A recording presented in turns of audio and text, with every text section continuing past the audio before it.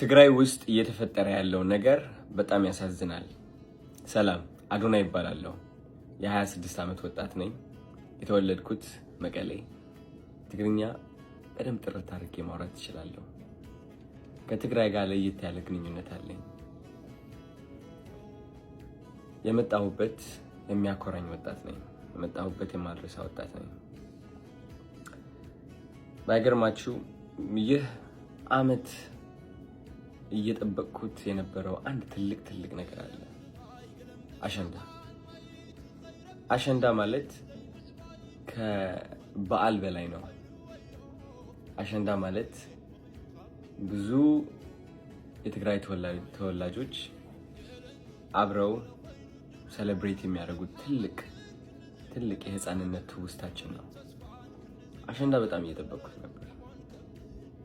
እስካሁንም ነገሮች ሰላም ይሆናሉ ብዬ ጠብቄም ነበር።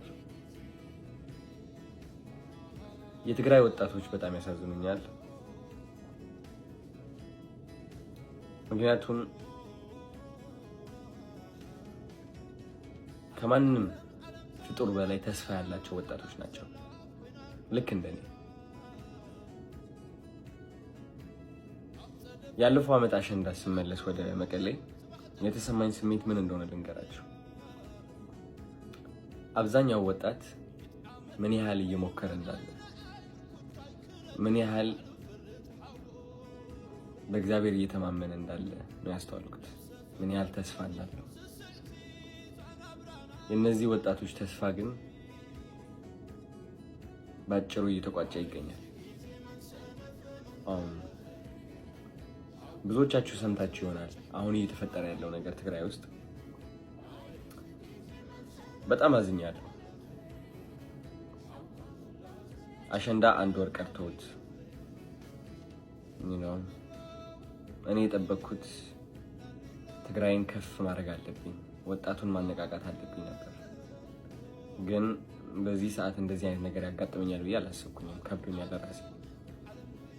እነዚህ ወጣቶች ያለቻቸው ጥቂት ተስፋ ይዘው ለመጓዝ እየሞከሩ እያለ አሁን እየተፈጠረ ያለው ነገር ግን ተስፋቸውን በአጠቃላይ የሚቋጭ ነው። ውጊያ የእነዚህ ወጣቶች ጠላት ነው።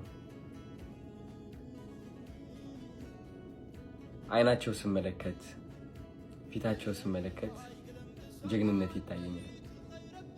እነዚህ ወጣቶች ውስጥ ጀግንነት አያለው። ግን የማየው ጀግንነት የውጊያ ጀግንነት አይደለም። የማየው ጀግንነት የተስፋ ጀግንነት ነው። የሰላም ጀግንነት ነው። የመለወጥ ጀግንነት ነው። እነዚህ ወጣቶች ውጊያ መግባት አለባቸው ብዬ አላስብም፣ አላምንም። በዚህ ዘመን ውጊያ ወደ ኋላ እንጂ ወደፊት ሊወስደን አይችልም። እነዚህ ወጣቶች ይበቃቸዋል። አሁን የሚያድጉበት ጊዜ ነው። አሁን የሚለወጡበት ጊዜ ነው።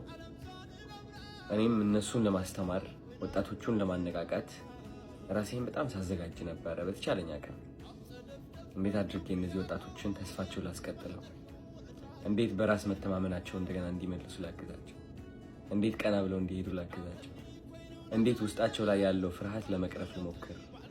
እነሱ ያለፉትን ነገር ባላልፍም ግን ልክ እንደ አንድ ወንድማቸው እረዳቸዋለሁ።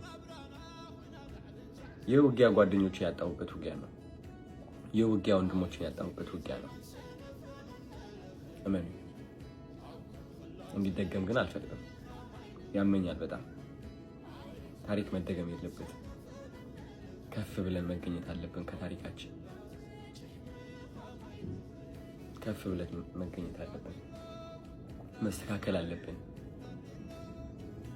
በጣም ይህ መልእክት ለኢትዮጵያውያን ይሁን፣ ለሁላችሁም። ትግራይ ስትባል መሬት የምትመስላችሁ ከሆነ ተሳስታችኋል። ትግራይ ስትባል ብሔር የሚመስላችሁ ከሆነ ተሳስታችኋል።